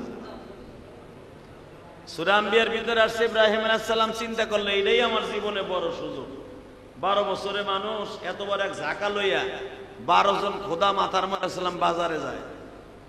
বাজারে যাইবার সময় উনি মনে মনে ভাবে, আমারও পানির পিপাসা লাগছে, খোদাও তো রৌদ্রের ভিতরে আমার মাথায় বয়ে রয়েছে, অগো পানি খাওয়াই আমিও খাই। তা পামো কই, টিউবওয়েল তো এই যুগে ছিল না, পাশে আসছিল ওই যে কুয়া, আগে 60-70 ফিট নিচের থেকে বালতি করে পানি উঠাইতো। ইব্রাহিম আলাইহিস সালাম ওই বাসায় দিয়ে বলে, ভাই আমার আর খোদার পানির পিপাসা লাগছে, এক বালতি পানি দিবা? ওই বাড়ির মালিক ডাক দেবে, ওই বেটা খোদার আবার পানি পিপাসা কেমনে লাগে? কয় দেও, দেহনে কেমনে লাগে। আল্লাহর খলিল ইব্রাহিম এত বড় প্রতিবাদী, এক বালতি পানি লইয়া প্রথম নিজে পান করলেন, দ্বিতীয় বালতি পানি লইয়া খোদার সামনে ধরিয়া কয়, তোরাও খা। এক একটা পুতুল রে বাবা বালতির মধ্যে ভিজায় আর কয়, পানি খা। মাথাটা সুবাইয়া যখন পানির মধ্যে ঠাইসা ধরছে, মাথার থেকে খোদার চুল মূল খইয়া পড়ছে। বুঝেন? মনে মাটি দিয়া যে খোদা বানাইছে, মাটি পানি পাইলে তার আস্থা ঠিক থাকে। যখনই বালতির মধ্যে মাথাটা চাইপা ধরছে, চাইপা ধরতে দেরি আছে, দেখে খোদার নাক নাই, চুলগুলা খইয়া বালতিতে পড়ে রয়েছে, চোখ নাই, নাক নাই, হাত নাই, বিশ্রী অবস্থা। দরিয়া দরিয়া একটা থাবুর দেয় আর কয়, মানুষকে ধোকা দেস কেন? তোরা বলতে পারস না কুল হুয়াল্লাহু আহাদ, আমার মালিক একজন, আল্লাহুস সামাদ লাম ইয়ালিদ ওয়া লাম ইউলাদ, আমার মালিক কাউরে জন্ম দেয় নাই, সেও কারো থেকে জন্ম হয় নাই, ওয়া লাম ইয়াকুল লাহু কুফুয়ান আহাদ। যারা এক খোদা বলে মানবে না তারাই কুফরি করলো। এই কথা কি বলে দিতে পারস না? এই কথা বলে আর এক একটা থাবুর দেয়। থাবুরের চোটে বাবা মাথার থেকে কাদা গুলা খইসা যায়, নাক গুলা ছিঁড়ে বিরে অস্থির হয়ে যায়। এই বিকলঙ্গ খোদা লয়া যখন বাজারে গেছি, পুরা বাজারের মধ্যে ঘটনা কইটা গেছি। 13 জন খোদার ইব্রাহিম মাইরা নাক মুখ ফাটায় দিছি। এই আল্লাহু আকবার বলতে পারলেন না? 13 জন খোদারে মাইরা নাক মুখ ফাটায় দিছে। কেডা? আজরের পোলা ইব্রাহিম। আমাগো খোদা, আমাগো আল্লাহ, নাউজুবিল্লাহ বলেন। নমরুদের একবারে দেহরক্ষী, একবারে কাছের মানুষ, সে দেশে খোদারে নাক ফাটাইয়া দেখবে না আকাত করে, কিন্তু সেকেন্ডের ভিতরে ভাইরাল হয়ে যায়। কথা কোন লাগে? আরে আমি যদি জুমার পরে এক মহিলারে ধরে টান মারি কাপড় ধরে, এদিকে তোর লাগে আমি জেনা করবো, ওই চেয়ারম্যানের পোলা, এমপির পোলা রেপ করলে ওইটা বাস্ট হইতে সময় লাগে। একজন হাদিস সাহেব, একজন আলেম সাহেব একটু খারাপ কাজ করার সেকেন্ডের ভিতরে সারা দুনিয়া ভাইরাল। কথা কর না কেন? ইব্রাহিম আলাইহিস সালাম খোদার নাক মুখ ফাটায় দিছে। খবরটা বড় খোদা, বড় শয়তান নমরুদের কাছে চলে গেছে। সূরা ইব্রাহিমের মধ্যে আসছে, আমার মালিক বলেন, নবীজি আপনার আব্বা ইব্রাহিম এত বড় প্রতিবাদী ছিলেন, 12 বছর বয়সে নমরুদের সামনে দাঁড়ায় বলে, আমি তোর সামনে কখনো মাথা নত করি নাই, করব না। আমার বাবা করতে পারে, আমি তোর সামনে করতে রাজি না। আপনার আব্বা ইব্রাহিমকে নমরুদ জেলখানায় আটকায় ফেললো 12 বছর বয়সে। তাহলে বোঝা গেল জেলখানা শুধু চোরটা বদমাশ হিরুঞ্চি গাঞ্জা করার লাগে নয়, দুর্নীতিবাজদের জন্য নয়, দুনিয়ায় নবীদের জন্য জেলখানা। কথা কন না কেন? দুনিয়ায় বড় বড় ইমামরা সবাই জেলখানায় মরছে। দেখেন, আমি এক একজন ইমামের নাম নিতেছি। আমরা নামাজ পড়ি যার ইত্তেবায়, তার নাম ইমাম আবু হানিফা। এই আমাদের ইমামের নাম কি? তাও তো জানো না। গোড়ার ডিম নাম কি? আমরা কোন মাযহাবের? হানাফি মাযহাবের। বলেন কি মাযহাব? এই হানাফিকে ইমাম আবু হানিফা। আর যারা এখানে হাত বাঁধে এটা হলো হাম্বলি মাযহাব। মালিকিন মাযহাব, ওরা হাত বাঁধে না, হাত ছেড়ে দেয়। এই কদর কোয়ালিটির নামাজ আমার নবী জীবনে পড়ছে, অনেক ভাবে নামাজ পড়ছেন। আমাদের মাযহাবের নামাজ হলো নাবির নিচে নামাজ পড়া। প্রশ্ন আসতে পারে, নামাজ এক, খোদা এক, কোরআন এক, হাদিস এক, এত ডিভাইডেড কেন, এত মতনৈক্য কেন? আসতে পারে কি পারে না? হ্যাঁ, প্রশ্ন আসে না? আল্লাহ এক, নামাজ এক, কোরআন এক, সবই এক। হাত বান্ধা, ঠ্যাং ভাগ করা, হাত উঠানো, এ আবার এত এত মতনৈক্য থাকবে কে ইসলামের ভিতরে? আরে বেটা, এটা আছে বিদায় তো তোরা দুনিয়া আসোস। কথা ঠিক না ঠিক? আমার নবী এক এক সময় এক এক রকম নামাজ পড়েছেন, আল্লাহর হুকুম, এটাও আল্লাহর হুকুম। এক সময় নামাজ পড়ছে মাক্কি জিন্দেগিতে হাত ছাইড়া দিয়া, কারণ যদি হাত বাঁধে বেঈমানরা বুঝতো যে নামাজ পড়তেছে। নবী আমার আস্তে করে সূরা কিরাত ঠিকই পড়তেছে, বেঈমানরা মনে করবে নামাজ পড়তেছে না, এ খাড়াই রইছে। বুঝেন না আমার কথা? হাত ছাইড়া দিয়ে শুধু নামাজের নিয়ত করে নবী কিরাত পড়তেছে নামাজের মতো। এই এক কোয়ালিটির নামাজ মাক্কি জিন্দেগিতে পড়ছে। আবার মাক্কি জিন্দেগিতে এই যে হাত এখানে বাঁধনা, এইখানে বাঁধছে। মাদানী জিন্দেগিতে রাসূল আমরা যেভাবে বাঁধি এইভাবে বাঁধছে। এখন কেউ যদি যেটা ধরে নেয়, রাসূল যেভাবে পড়ছেন, নবীর যে কোনো একটা সুন্নাত ধরে নিলেই চলবে। বুঝেন নাই আমার কথা? ও তোমার এইটা প্রশ্ন আসে, তা তোমার জিন্দেগিতে যে আরো কত খারাপ কাম আছে ওইটা আসে না। কথা কর না কেন? আছে না অনেক লোক আছে। বাজান রে ভালো করে বুঝবেন আল্লাহর খলিল ইব্রাহিম। আমরা যে হানাফি মাযহাবে আছি, ইমাম আবু হানিফাকে জেলখানায় বিষ খাওয়ায়া মারছে। কুতুবউদ্দিন রাজি রাহমাতুল্লাহ আলাইহিকে বাজান জেলখানার মধ্যে জেল খাটাইয়া 11 বছর পর্যন্ত জেল খাটার পরে জেলখানার ভিতরে পিটাইয়া মারছে। ইমাম শাফি রাহমাতুল্লাহ আলাইহিকে জেলখানার মধ্যে মারছে। শুধু এখানেই শেষ না, ইমাম আহমদ বিন হাম্বলকে জেলখানায় 11 বছর পর্যন্ত জেল কাটাইছে বিনা অপরাধে, কোনো অপরাধ নাই, শহীদ করে দিছে। ইমাম আবু হানিফা রাহমাতুল্লাহ আলাইহিকে 1-2 বছর না, জালিমের কারাগারে বাজার 11 বছর পর্যন্ত জেল খাটছে। 11 বছর জেল কাটার পরে 12 বছরের মাথায়, অর্থাৎ 1 যুগ যখন হয়ে গেছে, তখন দেখছে আবু হানিফারে আর রাখলে অনেক ক্ষতি হয়ে যাবে সরকারের। এই জন্য বাবা ইমাম আবু হানিফাকে দুধের মধ্যে বিষ মিশাইছে। দুধের রং আর বিষের রং দেখবেন একই কোয়ালিটি। দুধের মধ্যে যখন ওই সাদা বিষওয়ালা এন্ডি ঢুকায় দিছে, আবু হানিফা রাহমাতুল্লাহ আলাইহি বিষ পান করাবার আগে 2 দিন পর্যন্ত কোনো খাবার দেয় নাই। পানির যন্ত্রণায় যখন ছটফট করতেছে, বিষ বিষাণু 1 পেয়ালা দুধ ইমাম আবু হানিফার সামনে দিছে। আসলে এটা আমার আল্লাহর খেলা, বোঝার কোনো সিস্টেম নাই। দুধগুলা খাইতে দেরি আছে বাবা, মাত্র 5 মিনিটের ভিতরে ঠোঁটটা বাবা কোলবালিশের মতো উঁচা হয়ে গেছে। যেই জায়গা দিয়া বিষের ক্রিয়া ঢুকছে, দুধ ঢুকছে, নারী বুড়ি গুলা বাবা অ্যাসিডের মতো জ্বলে গেছে। এই ঠোঁটে একটু বিষের ক্রিয়া লাগছিল, ঠোঁটটা জ্বলে একবারে কোলবালিশের মতো উঁচা হয়ে গেছে। ঠোঁটের গোস্ত গুলা জড়িয়া জড়িয়া পড়তেছে। পায়খানার রাস্তা দিয়া নারী বুড়ি গুলা পয়সা পয়সা বাইরে হইতেছে। বিষ খাওয়ার পরে একদিন ইমাম আবু হানিফা বেঁচে ছিলেন। একদিনের মধ্যে দেখে আমার বিশ্ব নবী জেলখানার মধ্যে হাজির হয়ে গেছে। ইমাম আবু হানিফাকে বুকের মধ্যে নিয়ে আমার বিশ্ব নবী বলে, আবু হানিফা রে, কষ্ট নিস না, আমার কলিজার টুকরা হাসান, আমার ফাতেমার কলিজার টুকরা সন্তান, বড় সন্তান হাসান, হাসানকে তো ইয়াসিন বিষ খাওয়াইয়া শহীদ করছে। আহারে চিন্তা করিস না রে নওমান, বিষ খাইলেই সে জাহান্নামে যায় না। তুই মনে মনে ভাবতাছ আমার বিষ খাওয়াইছে, আমি কি শহীদ হইলাম? নওমান রে, আমি নবী জেলখানায় কেন আসছি জানোস নি?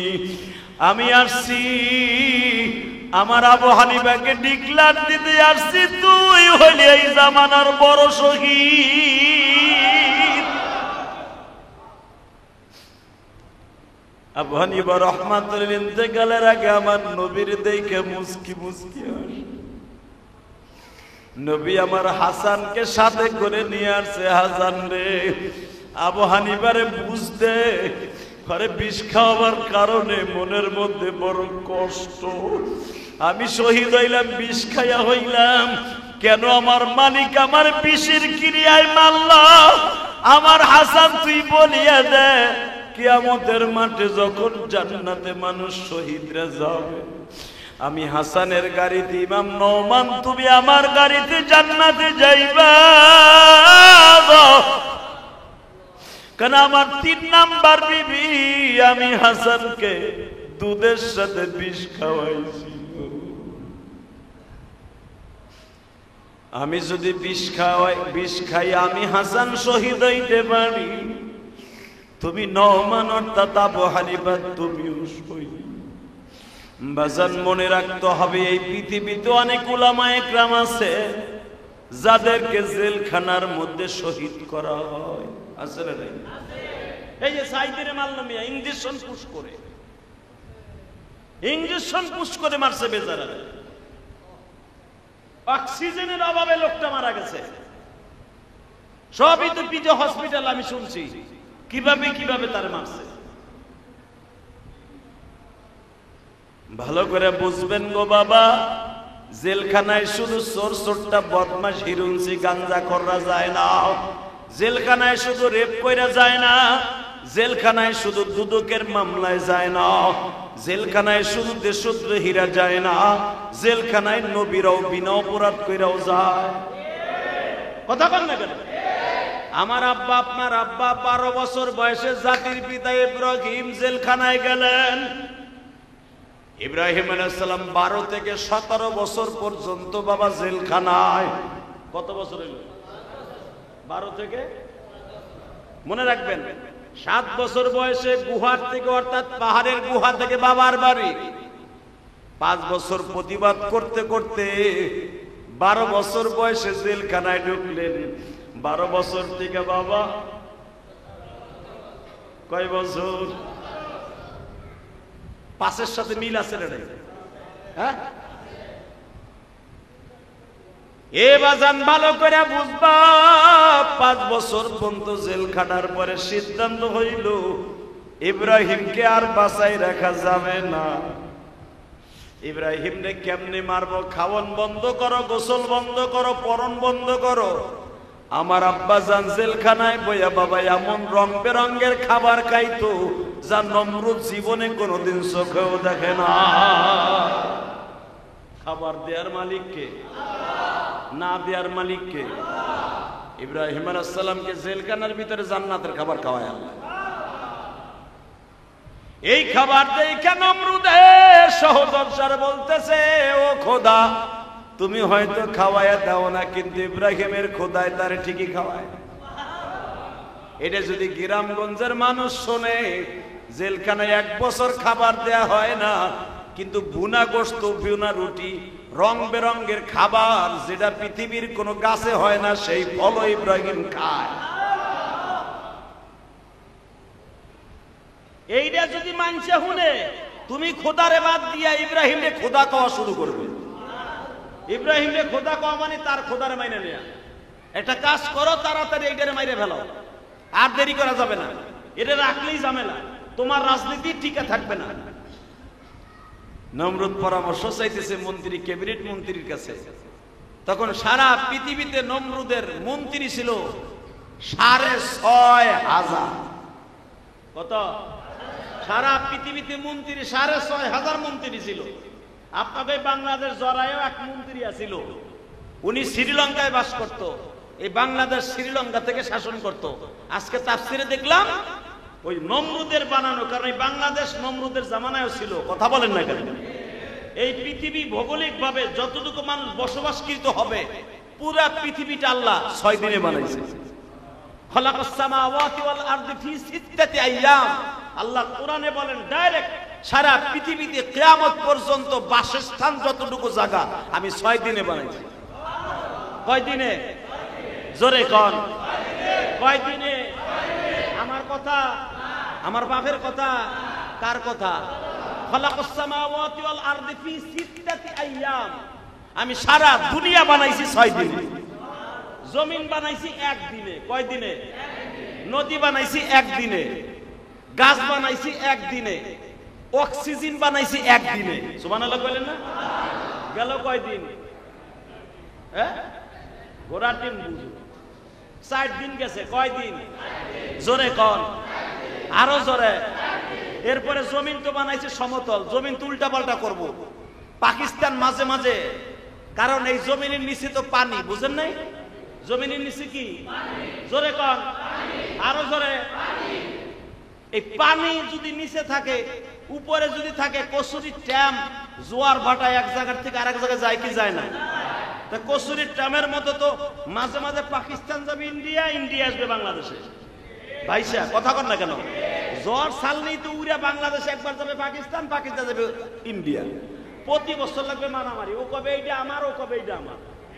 কথা কর না কেন? এই 5ম নাম্বার দিনে আল্লাহ বানাইছে পাহাড়। কি বানাইছে? পাহাড় মানে ওয়াল জিবালা আওতাদা। আল্লাহ কোরআনে বলেন ওয়াল জিবালা আওতাদা। এই জমিনকে ঠিক রাখার লাগে কিয়ামত পর্যন্ত পাকিস্তানের জায়গা পাকিস্তান থাকবে, বাংলাদেশের জায়গা বাংলাদেশ থাকবে, ইন্ডিয়ার জায়গায় ইন্ডিয়া থাকবে। এটা খুঁটা স্বরূপ ওয়াল জিবালা আওতাদা।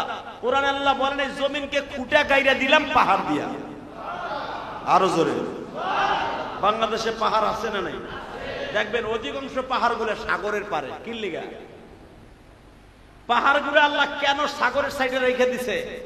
পাহাড়ের গুলা যদি সাগরের সাইডে না রাখি, পাহাড়ের ঢেউর ধাক্কায় ওই জমিন তছনছ হয়ে যাবে। পৃথিবীর সব দেশগুলার সাগরের পার দিয়ে দেখবেন পাহাড় আর পাহাড়। আমার আল্লাহ কত সুন্দর কারিগর, কিন্তু ঠিক না বেঠিক? বাজান এবার ভালো করে বুঝে, 5 নাম্বার দিনে পাহাড় বানাইলেন। এরপরে বান্দা কি খাবে, কি তার নাম রাখবে, এই গাছগুলার নাম আমার আল্লাহ লিস্টি করলেন 6 নাম্বার দিনে। আরো জোরে। এই কলা গাছ কাকে বলে, আম গাছ, কাঁঠাল গাছ, খেজুর গাছ কাকে বলে বাবা দুনিয়ার কোন প্রাণীতে জানতো না। যদি গরুতে জানতো এটা কলা গাছ, আমার মালিক কলা খাওয়ার জন্য বানাইছে, ওই কলা গাছের পাতা জীবনও টান দিয়ে গরুতে খাইতো না। গরু জানে না এটা কলা গাছ, গরু জানে না এটা ধান গাছ, গরু জানে না এটা বাবরা গাছ, গরু জানে না এটা শাপলা গাছ। এটা মানুষকে আল্লাহ 6ষ্ঠ দিনে মুখস্থ করাইছে। মার পেটের থেকে পরিয়াই কিন্তু জানতাম না এটা কলা গাছ, এটা আতাফল গাছ, এটা আম গাছ, এটা কাঁঠাল গাছ, এটা কয়া গাছ। দেখেন পাতা প্রায় সেম সেম, নাম কিন্তু আলাদা। এটা 6 নাম্বার দিনে আমার আল্লাহ সারা দুনিয়া সাজাইয়া নামগুলা লিস্টি করছে।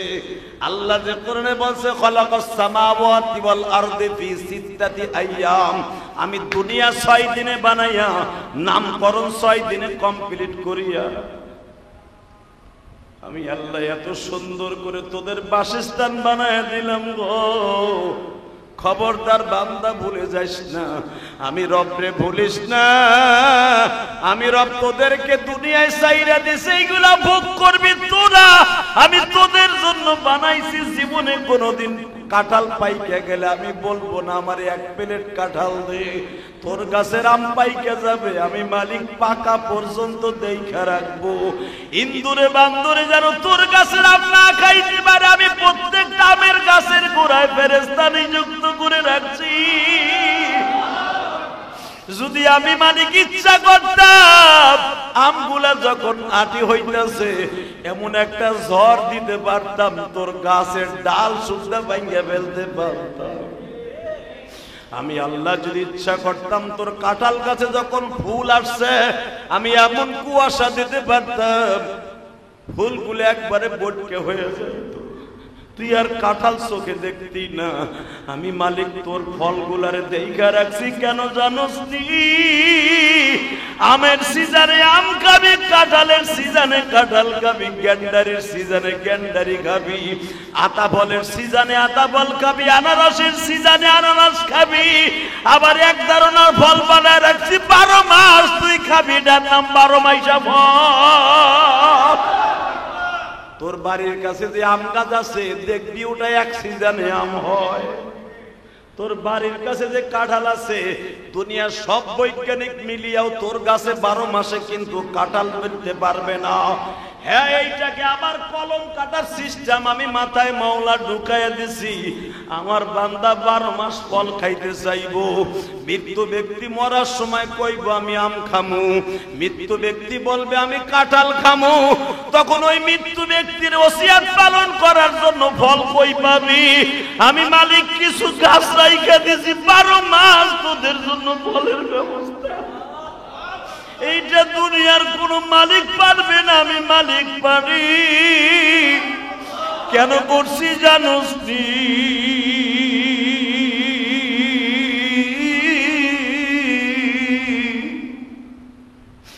সাব্বাহা লিল্লাহি মা ফিস সামাওয়াতি ওয়া মা ফিল আরদ। আমি এই কারুকাজটা কেন করে রাখছি? তোরা মাঝে মাঝে বল স্বামী আর স্ত্রী বানাইছে কোন মিস্ত্রি, সে বড় আজব কারিগর, সে বড় আজব কারিগর। কিছু কিছু গাছ আছে দেখবি স্বামী আর স্ত্রী আছে, আম গাছের মধ্যে সারা জীবন খালি গাছটা দাঁড়ায় আছে, আম হইল না।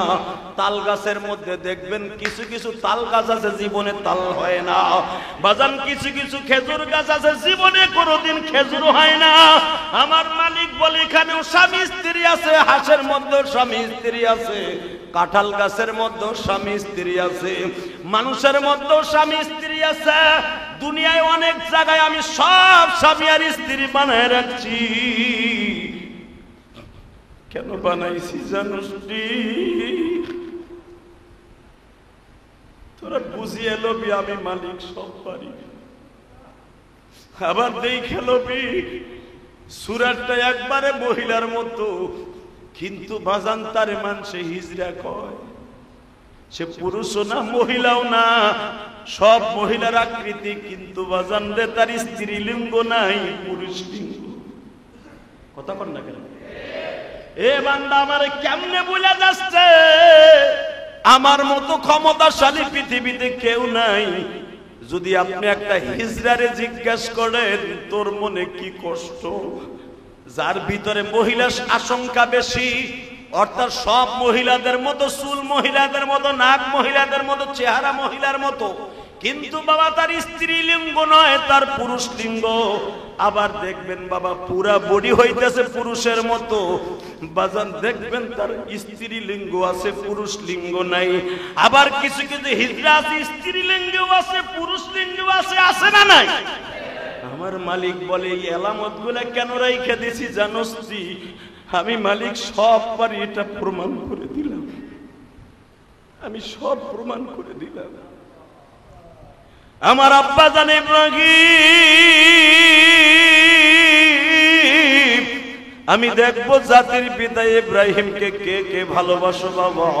চোখের পানি ফেলাইয়া কোন এক ফোঁটা পানি দিয়ে আমার মাওলারে বুঝাইয়া কইবা আমার আব্বারে 1 বছর পর্যন্ত খাইতে দেয় নাই, গোসল করতে দেয় নাই, একটা কাপড় 1 বছর পরিধান করছে, কিন্তু নমরুদ তারে খাবার দেয় নাই, পরিধান করার কাপড় দেয় নাই। দুনিয়ার মানুষ না দিলে কিছু আছে যায় না, ওই মালিক কিন্তু না দিয়া পারে না। কথা বল না কেন? ওই মালিক আছে না? ইব্রাহিম আলাইহিস সালাম মনে রাখবা বাবা, জেলখানার মধ্যে যখন ছিল দেখে পাঞ্জাবি নতুন, জামা নতুন, এমন ঘেরার, কারণ ওই জামাটাই দান করছে আমার মাওলা জান্নাত থেকে। জোরে জোরে জোরে। সিদ্ধান্ত হয়ে গেল ইব্রাহিমকে মাইরে ফেলতে হবে ফাঁসির কাস্টে। আর এক গ্রুপ বলতেছে ফাঁসির কাস্টে মারবা, এলাকার মানুষ হরতাল ডাকবে, ওরে মারতে হবে আরো কঠিন ভাবে, কেমনে আগুনের মধ্যে ফেলে। যেই কথা কোরআনে আল্লাহ বলেন, যেই বর্ণনা কোরআনে ডাইরেক্ট আসছে, সিদ্ধান্ত হয়ে গেল আগুনটা কেমন পরিচালিত করতে হবে, কেমনে জ্বালাইতে হবে। 1 মাস আগের থেকে আগুন জ্বালাইছে, ওই দুনিয়ার সবচেয়ে দামি দামি কয়লা ডালছে, সবচাইতে জ্বালানি সব জ্বালাইয়া জ্বালাইয়া বাবা এত আগুনের প্রখরতা বাড়ছে। 3 মাইল উপর দিয়া যদি কোনো পাখি উড়িয়া যাইতো ওখান দিয়ে মোমের মতো গলে যাইতো, এত আগুনের তেজ। ইব্রাহিম খলিল ওই আগুনের মধ্যে কেমনে ফেলল? 1 কিলোমিটারের পরে বাড়ি ঘর শুদ্ধ আগুন হয়ে গেছে, ওখানে নিবা কেমনে? বিশাল বড় গাছের পর গাছ জোড়া দিয়া দিয়া দিয়া দিয়া দিয়া সরক গাছের মতো বানানো হইল। 100 উলঙ্গ মহিলাকে বাবা সরক গাছের নিচে ল্যাংটা করে খাড়া করে রাখলো। আমার আব্বা চোখটা বন্ধ করে বলে, মালিক রে তুমি আমার কেনই বা পাঠাইলা? জীবনে মার স্তনের দুধ খাইয়া বড় হইলাম, 7 বছর বয়সে বাবা কই একটা ডাক দিলাম, বাবারে 5 বছর বন্ধু দেখলাম,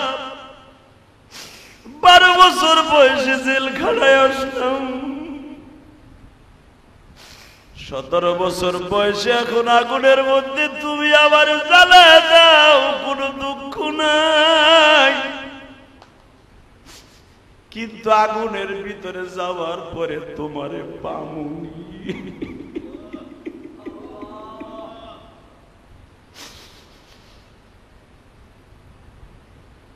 জেলখানার মধ্যে যায় নামাজ বিছায়া বলে ইন্নী ওয়াজ্জাহতু ওয়াজহিয়া লিল্লাযী ফাতারাস সামাওয়াতি ওয়াল আরদা হানিফা ওয়া মা আনা মিনাল মুশরিকিন ওয়া মা আনা মিনাল মুশরিকিন ওয়া মা আনা মিনাল মুশরিকিন। আল্লাহ ইন্নী ওয়াজ্জাহতু মানে কি আমি তোমার দিকে চোখটা মুখটা ঘুরাইলাম, হানিফা ওয়া মা আনা মিনাল মুশরিকিন, জীবনে কোনোদিন আমি মুশরিকদের অন্তর্ভুক্ত না। আল্লাহ আমার সাথে ওয়াদা দাও, তুমি আমার জেলখানায় যদি জান্নাতের খাবার খাওয়াইতে পারো, আগুনের মধ্যে কি থাকবা না আগুনের পর্যন্ত তুমি ভাইগা যাইবা? বলেন আমার আব্বা ইব্রাহিম, আপনার আব্বা ইব্রাহিম 40টা পরীক্ষা দিছে, 40টা পরীক্ষায় তার জীবনে বাদাম first class first golden plus পাইয়া আমার মওলার বন্ধু হইয়া খলিল হইছে। খলিল শব্দের অর্থ বন্ধু। মনে রাখবা খলিল এমনি এমনি হয় নাই বাবা। 12 বছর বয়সে জেলখানায় প্রথম পরীক্ষা পাস। মারহাবা বলেন আরো জোরে। কেমনে পাস? নমরুদ 1 বছর আগে থেকে খাবার পরিবার সব বন্ধ করছে। জিব্রাইল মানুষের ভেষ ধরে এসে কয় আপনার খাবার দাবার নমরুদ বন্ধ করে দিছে, আপনি কই খাবেন খাওয়ান? ইব্রাহিম আলাইহিস সালাম বলে যে আমারে বানাইছে উনি খাওয়ান দিব। জিব্রাইল কয় আপনি পাস করছেন। আগুনের মধ্যে ফেলবে, এবার চোখের পানি ফেলায় কাঁদবা। বাজার দুনিয়ায় মনে রাখবা সন্তান বিপদে পড়লে মা দৌড়াইয়া যায়, মা যদি কারো না থাকে বাপ দৌড়াইয়া যায়।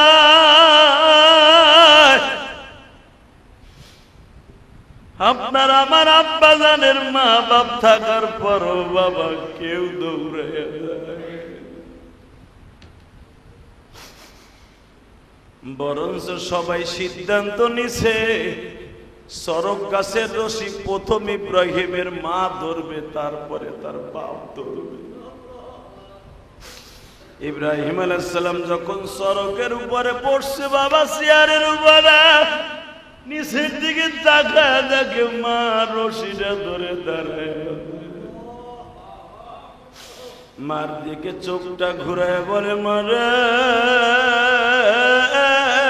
মা,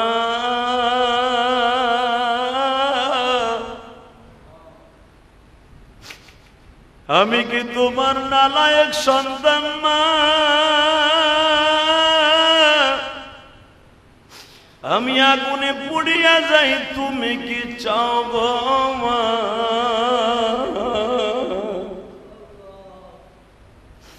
আল্লাহর খলিলের মা বলে আমি মা চাই তুই মরি। তখন আমি লাল হয়ে যাইতাম, তুমি তোমার চাদর খুলিয়া আমার মাথায় বাঁধা দিয়া বলতাম আর ছেলেটা রোদ্রে লাল হয়ে গেছে। আব্বা আমার পানির পিপাসা লাগলে তুমি না খাই আমারে খাওয়াইতা, আমার চেহারা সুন্দর বিদায়। আব্বা আজকে তুমি আমার জেলখানা থেকে বাইর করার পরে রশিটা তুমি ধরলা, তুমি একটু নমরুদের হাতটা ধরে অনুরোধ করো যেন আমারে আগুনে না ফেলায়। আব্বাও জোরে জোরে চিল্লাইয়া কয় তোর মতো পোলা আমার লাগবে না, তুই আগুনে পুইরা ছাই হয়ে যা। আমি দেখবো আমার জাতির পিতা ইব্রাহিমের সাথে কে কে জান্নাতে যাইতে চাও গো। এই মসজিদের মধ্যে কার জানো জনম দুঃখিনী মা, কার জানো জনম দুঃখ মিয়া বাবা। বাবা আমার মতো কপাল পোড়া, আমি জিহাদের মতো কপাল পোড়াই মাজলিসের মধ্যে কে কে নাই আমি বলতে পারবো না। 12 বছর বয়সে মা হারাইছি, মায়ের ভালোবাসা যেই খালার কাছে পাইতাম সেই খালাটাও 3 দিন হারায় গেল। মাদ্রাসা যখন বন্ধ হইতো বাবার বাড়ি যাইতাম না, খালার বাড়ি আমি জিহাদে যাইতাম। 12 বছরের ইলিয়াস খালারে বুকের মধ্যে পাই আমার মতো জড়ায় দৌড়তাম। খালায় গলার মধ্যে একটা সুমা দিয়া বলতো আমার বাজান আসছে, আমার জাদু আসছে। মনের কষ্টগুলো খালার কাছে বলতাম, খালা এইটা খাবো এইটা খাবো। খালা গরিব মানুষ ছিল, খালু গরিব মানুষ ছিল, সাধ্য অনুযায়ী চেষ্টা করতো বাবা। আজকে ইলিয়াসুর রহমান জিহাদির খালাটাও 3 দিন হয়ে গেল, মাওলার ডাকে সারা দিয়ে চলে গেছে।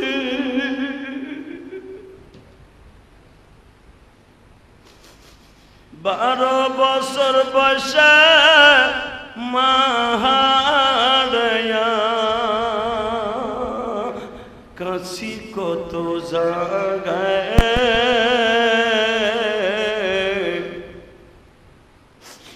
মায়ের ছাড়া এই জমিনে আপন কে আছে।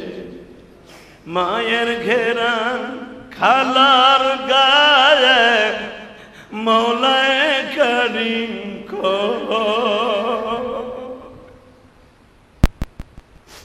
মায়ের ঘেরান খালার গায়ে আল্লাহ তাআলা কো।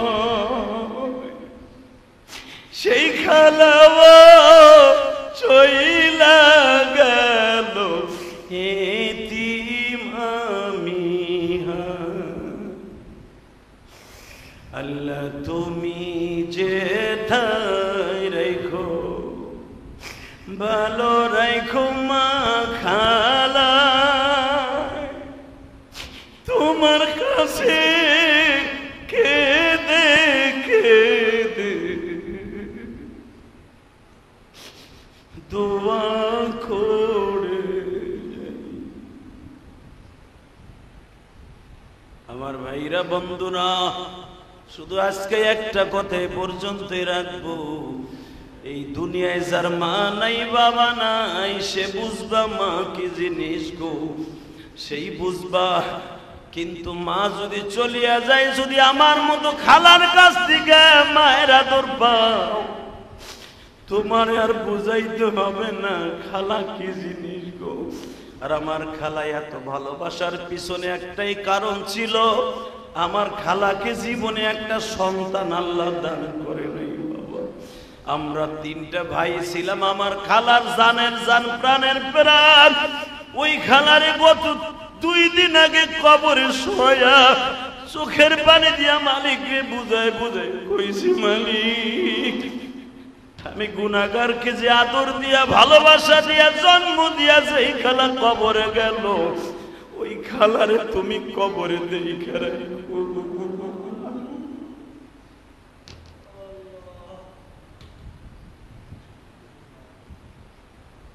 ইব্রাহিম আলাইহিস সালাম বললেন, মালিক আমার আব্বা আমার বন্ধু না, আমার মা বন্ধু না, তুমি কি আমার বন্ধু না? আল্লাহ ডাক দিয়ে কই, ইব্রাহিম রে, দুনিয়ার সবাই ভুলে যাইতে পারে, আমি মালিক তোরে বলতে পারি নাই, আমি মালিক তোরে বলতে পারি নাই, আমি মালিক তোরে বলি নাই। ইব্রাহিম তোরে জেলখানায় খাবার দিছি, আগুন নামে আর এক জেলখানায় তোরে ফেলাবো, ওখানেও খাবার দিব, তুই আমারে বলিস না। বিপদে পড়িলে ডাকবা আল্লাহ তাআলার নাম, বলেন বিপদে পড়িলে ডাকবো আল্লাহ তাআলার নাম। আল্লাহ তাআলা আমাদের সবাইকে আমল করার তৌফিক দান করুন। যারা আজকে কেঁদেছেন তারাই বাদশা। চোখের পানি সহজে আসে না, চোখের পানি গুনাহ মাফ করাবার জন্য চোখের পানি ছাড়া আজও পর্যন্ত কেউ কারো গুনাহ মাফ করাইতে পারে নাই। চোখের পানি ছাড়া সে যত বড় ওলি হোক আর নবী হোক, যত বড় আলেম হোক আর জাহেল হোক, চোখের পানি ছাড়া আল্লাহর কাছ থেকে কোনো জিনিস আদায় করা সম্ভব নয়। অতএব যারা এই চোখের পানি ফেলছেন, মোনাজাত হবে, মোনাজাতের আগে সবার কাছে দাবি থাকবে ইনশাআল্লাহ তাআলা, আল্লাহ তাআলা সকলকে মাফ করে দিন, সকলে আব্বা আম্মাকে মাফ করে দিন, আমার খালাকে যেন আল্লাহ মাফ করে দেন। আমার খালা ঈদের পরে, অর্থাৎ আমার বাসার থেকে যাওয়ার 15 দিন পরে আমার খালা দুনিয়া থেকে চলে গেল। ঈদের পরে আমার খালা আমার বাড়িতে আসছিলেন, বহু টাকা খরচা করছি। টাকায় যদি মানুষের হায়াত ফিরিয়ে দেওয়া যাইতো, ইলিয়াস রহমান জিহাদির খালার হায়াত আমি জিহাদি কিনে নিয়ে আসতে পারতাম, পারি নাই, কেউ পারবে না। এই যে দেখেন আর এক আল্লাহর বান্দার জন্য দোয়া আসছে, ব্রেন স্ট্রোক করছে। আমার খালা ব্রেন স্ট্রোক এবং হার্ট স্ট্রোক দুইটাই করছিলেন, পারি নাই, হসপিটাল থেকে আর ফিরাই আনতে পারি নাই। আল্লাহ তোমার যে বান্দা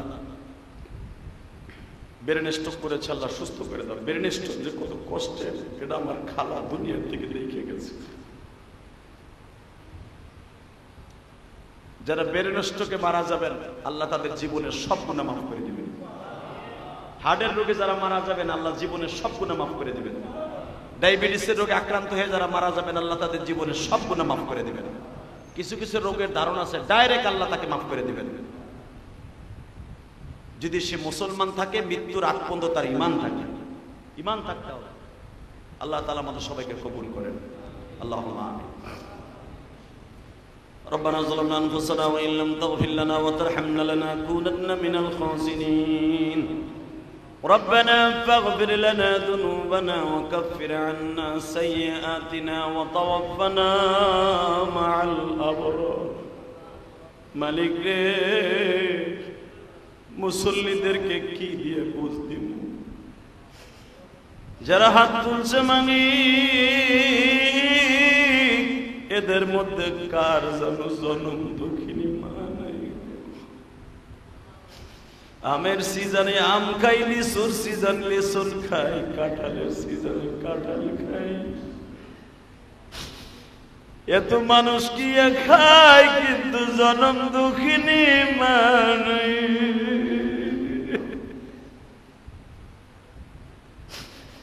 অনেকের মা দুঃখিনী বেঁচে আছে, বাবা দুঃখ মিয়া কবরে চলে গেছে। আহারে বাবার মতো দরদি এই জগতে নাই গো মালিক।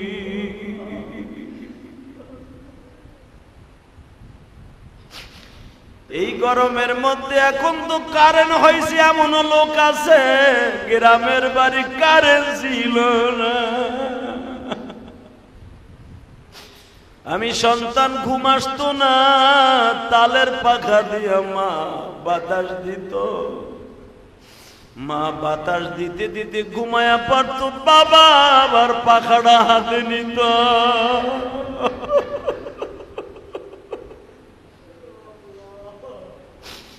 বাবাও যখন ঘুমায়া যাইতো, মা লাফ দিয়ে উঠিয়া দেখতো আমি সন্তানের শরীরটা ঘামাইয়া একবারে ভিজে গেছে।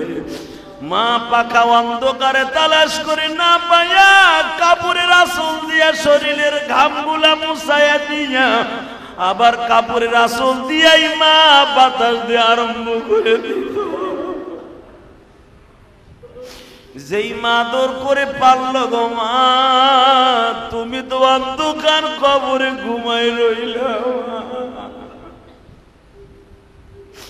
ও মা, তোমার কবরে একটা ফ্যানের ব্যবস্থাও করে দিতে পারলাম না গো মা।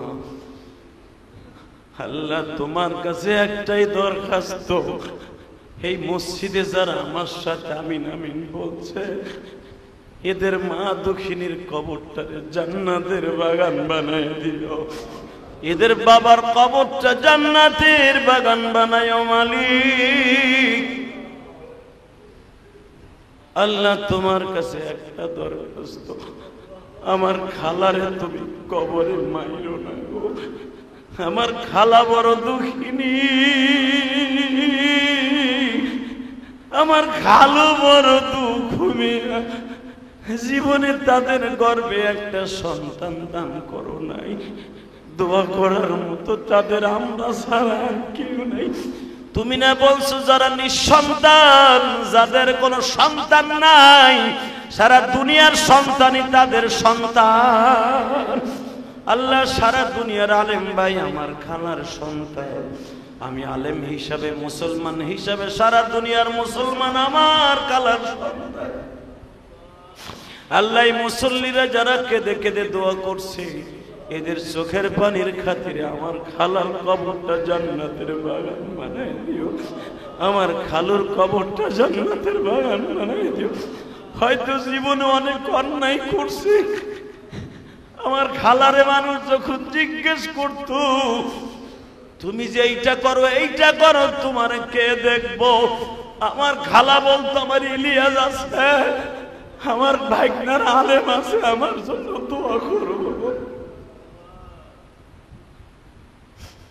আল্লাহ তুমি আমার খালাম্মার কবরটা জান্নাতের বাগান বানিয়ে দিও। মানুষ হিসাবে কোনো ভুল ত্রুটি করে থাকলে মাফ করে দিও।